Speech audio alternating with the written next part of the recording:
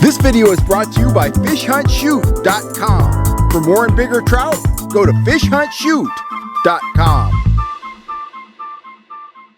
Hey guys, Cal Kellogg here. As you can see, it is dark and I'm kind of cruising along this road. I'm at French Meadows Reservoir. It's right at the crack of dawn. The National Forest has been closed for 2 or 3 weeks. Today is the first day that the forest is open once again. So I was able to access French Meadows, and I am very excited to get out on the water. I got the Hobie Pro Angler 14 on the trailer behind me, and this lake hasn't been fished in, upwards of a month. The last time I was up here, the fishing was fairly slow, but I did manage to catch a limit, and one of those fish was a very nice rainbow. So we're kind of getting into the fall season.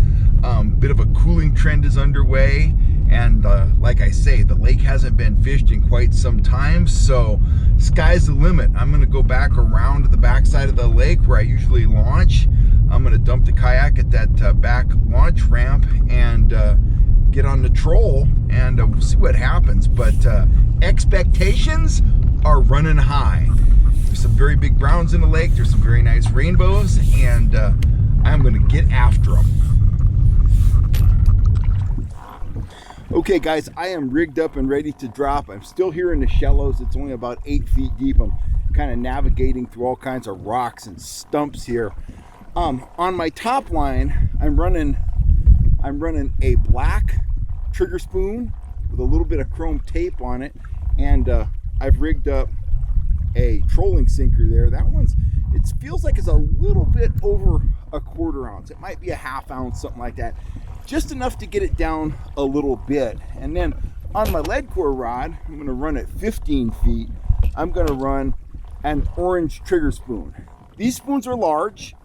I want to be fairly aggressive. I'm not going with the speed spoons right out of the box, but I am going to troll fast, and the trigger spoon, the full-size trigger spoon, gives you a large profile. It gives you a lot of action. My target speed is going to be about 2.5 to 2.7. I'm going to watch the sonar. I'm going to cover some water. I'm going to hit some areas that typically produce fish for me. And as I said, this lake hasn't been fished. I've got night crawlers and grubs and flies and all the subtler stuff, but I'm going to start out aggressive. I'm going to pound them with hardware. I'm going to see if I can establish some areas that are holding fish. I've already marked a few fish in these shallows, and we'll just kind of get out here and, as I like to say, take their temperature. We'll see how they're responding to the hardware, and we'll make adjustments accordingly. When the sun gets on the water, they might start off, we might pop a few fish here early, but get the sun on the water, the bite might slow down, might have to bust out those night crawlers. I'm ready for anything. I haven't fished the high Sierras in over a month now, so I am ready to put in a full day of fishing and really kind of see what this lake has to offer as we move into the fall. So I'll get the lines in the water here in just a bit, and we will see how the fish respond to those 2 trigger spoons. All right, guys, I am down by the dam, and I just changed my gear. I had a very favorable breeze coming down the backside of the lake. I had no problem maintaining anywhere from 2.6 to 2.9 miles an hour. That was the good news. The bad news is I didn't catch any fish, and I didn't get any hits on those trigger spoons. So I've removed those. I don't think they're super aggressive, or I would have got hit on those trigger spoons. Although I marked a lot more fish in the upper end of the lake than I did down here by the dam. A lot of the fish I marked were lower than I was fishing. I marked a lot of fish in 30 to 50 feet of water, which kind of surprises me, but fish are where you find them. So I've deployed the downrigger. That's going to allow me to get down to those deeper marks and play with the depth without a lot of hassle. And I've gone to a couple of slower presentation lures for a couple reasons. One, I don't think the fish are super aggressive, and I'm going to be traveling up the lake. I'm going to be traveling up the near side of the lake, the side of the lake where the main boat ramp is, and I'm going to be pedaling right into this wind. So I could maintain, 2.7 to 2.9 going that way, but I got a long day of fishing ahead, and I really don't want to wear myself out. So on the downrigger, I'm going to be running a copper trigger spoon junior. That runs great anywhere from about 1.5 to 2 miles an hour. My target speed is going to be 1.8. I put a little piece of red tape on there just for fun. So that's going to be on the downrigger. I'm going to play with the depth. I'm probably going to start it off at 25. I might move it up, might drop it down, depending on what I'm seeing on the sonar unit.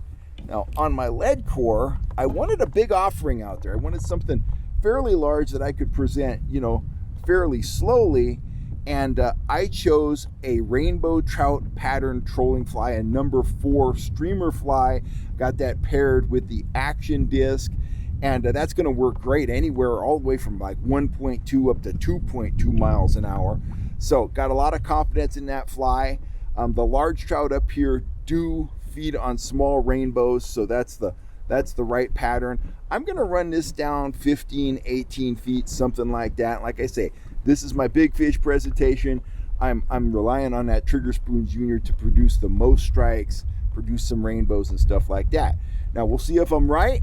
Basic philosophy we have here on the Fish Hunt Shoot channel is start out fast, aggressive, big and bold, and then gradually slow down and downsize as you need to. So this is my kind of my medium speed stuff. 1.8 is my target speed. I'm going to troll back up to the top end of the lake. Now, if I don't pop some fish or get some hits on the way back up, it's time to get into the really subtle stuff. The grubs, the threaded crawlers, the trolling fly juniors, stuff like that. So it's all about going through the progression, finding areas that hold fish, figuring out how deep those fish are, and then just working them until you get them to go. So I'm going to start my way up the near side of the lake. I'll get these baits in the water, and we'll see what we can do.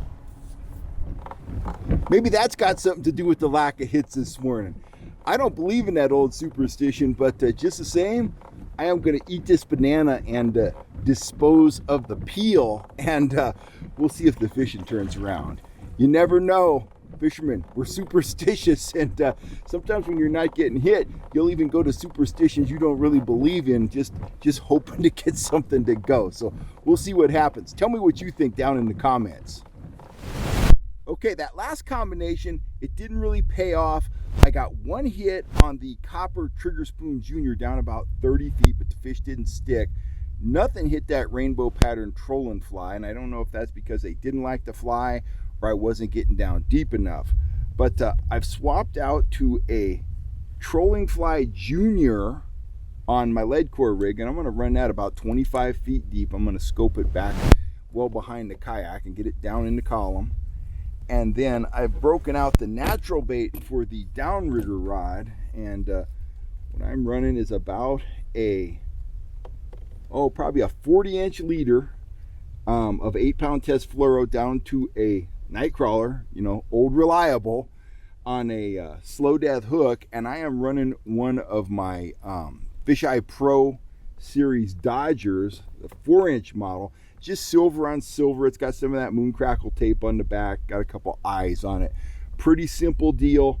My goal with this is to draw some fish in. I'm going to run this about 30 feet deep, draw some fish in, and let that natural bait close the deal. It has not been an easy morning here. I was expecting the fish to be much more active than they are, and I don't think there's many fish up in the water column despite the water temperature, and I'll tell you why. Not only have I not got any bites up in the water column, I was back here in this bay over here, and there were mayflies popping out all around me. They were hatching, and there were some that were laying eggs, and there was not one trout dimpling the surface. And usually if there's fish in the top 20 feet of the water column, when those mayflies start doing their thing, you're going to see some fish on the surface when you get glassy conditions. Now, I did see one clue that makes me think there still could be some fish up in the water column, and that was an osprey flew by, and he had a good sized rainbow, and he was coming from the upper end of the lake, and obviously he's not diving down to 30 feet to get his fish. Having said that, that could have been a dead fish floating on the surface for all I know. But I did see an osprey with a fish. So we're going to get these baits in the water. I'm going to put the worm and dodger combo down first. I'm going to kind of follow the channel up to the top end of the lake here, and just see if we can generate some strikes on on the night crawler.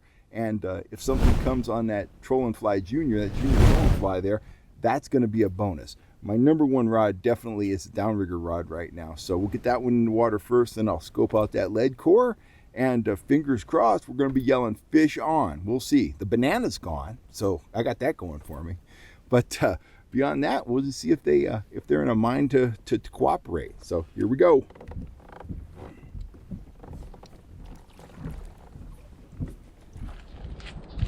Well, guys, I got skunked today. I got skunked hard at French Meadows Reservoir. And, you know, whenever you get skunked, and you're going to get skunked. If you fish a lot, you're going to get skunked. Those guys that say, oh, I never get skunked, they're lying to you. If you fish a lot, you're going to get skunked. If you hunt a lot, you're going to get skunked. Sometimes things just aren't going to go your way. When you do get skunked, you got to ask yourself why. And usually the case is you suck at fishing, right? Not completely. French Meadows is a good example. Been fishing here for 25 years. If I look at my journal, my notes, I typically get 8 to 10 rainbows on any given day that I come here, and maybe a brown or two thrown in for good measure. I can never count on the browns, but I can count on those 8 to 10 rainbows pretty consistently. Today, I thought I really had it teed up. No one had been on the lake in about a month. The lake level's down, the fish should be concentrated. The surface temperature was down, it was getting into that prime zone, and I got a grand total of 1 half-hearted strike on a Trigger Spoon Junior on the downrigger, and that was it. I went through my whole progression of stuff, power trolling, medium speed, slow down, downsize, get out the worms, get out the blades, get out the small flies. Nothing worked. And what I found disturbing out there is that when it went to glass around 10 o'clock, I started seeing some good sized mayflies coming off. About size 14 probably. That's a pretty good sized mayfly, especially for a lake, you know, this late in the season. And I did not see a single trout on the surface. So that just kind of leads me to believe there's not a lot of trout around. I marked a lot of fish on the bottom, but those are in like 40, 50 feet of water. Those are almost certainly browns. I've targeted those fish here before. Occasionally, if you bang the bottom with like a mag lip or a brown fly, you can get one of those to go. They're brown trout, they're down there, they're usually feeding on crawfish, and it's just a tough go, and you lose a lot of gear, and I didn't want to lose gear.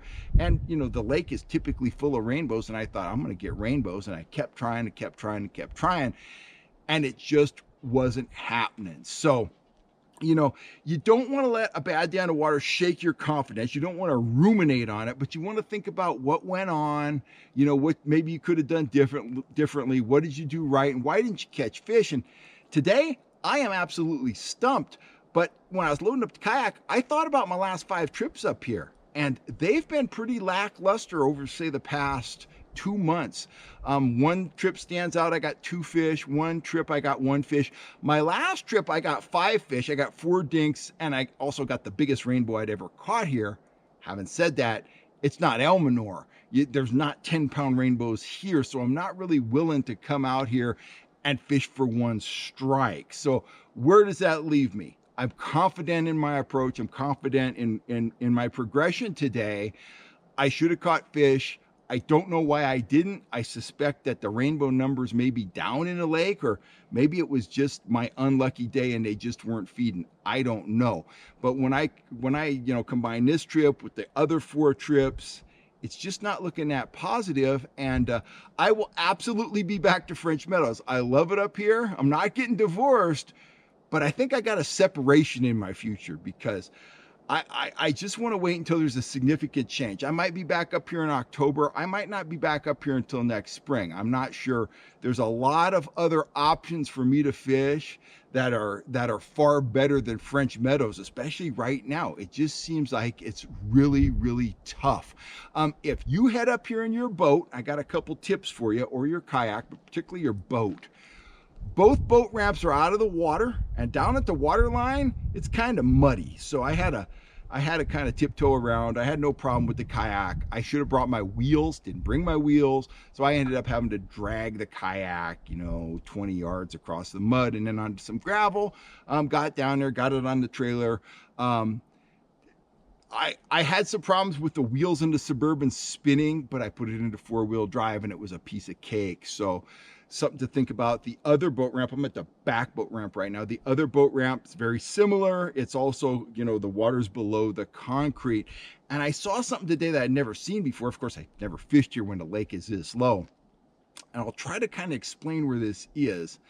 I was west of the main boat ramp, heading down towards the dam, and I'm gonna say, I don't know, I'm gonna say 600-800 yards west of that ramp, probably 100 yards or so offshore, 40 feet of water, and there was a ginormous pipe out there, a big metal pipe, and not sticking up vertical, it was coming out of the water horizontally. I mean, it would punch a hole in your boat right now.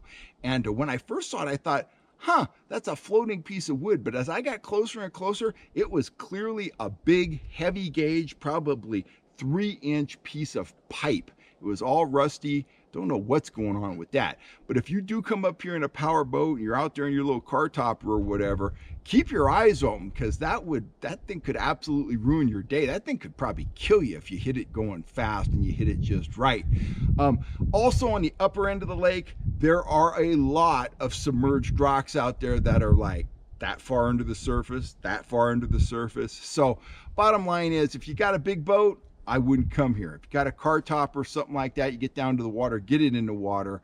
Just use caution. The lake's low. There's a lot of stuff out there that I've never seen in 25 years of coming here. So use some caution. And if you do come, hopefully you're going to have a better day than I had, because I got my butt handed to me out here. But hey, it happens 3, 4, 5 times a year. I get skunked. That's just the way it is. That's why they call it fishing. I'm not sure if that's why they call it fishing, but that's the nature of the beast when you're fishing. Fishing and hunting, you're dealing with a wild animal. It's a variable that you can't control. And just when you think you got everything figured out, man, they will humble you and leave you, sucking your thumb and pulling out your own hair. So anyway, I'm going to drive home. I'm out of here for now. Thanks for joining me on this epic skunk adventure at French Meadows Reservoir. I'll catch you next time right here on YouTube. Remember, if you're looking for trolling flies and more, fishhuntshoot.com, and please hit that subscribe button and you'll always know when I go out and get skunked at fishing. I'm Cal Kellogg, guys. Have a great day.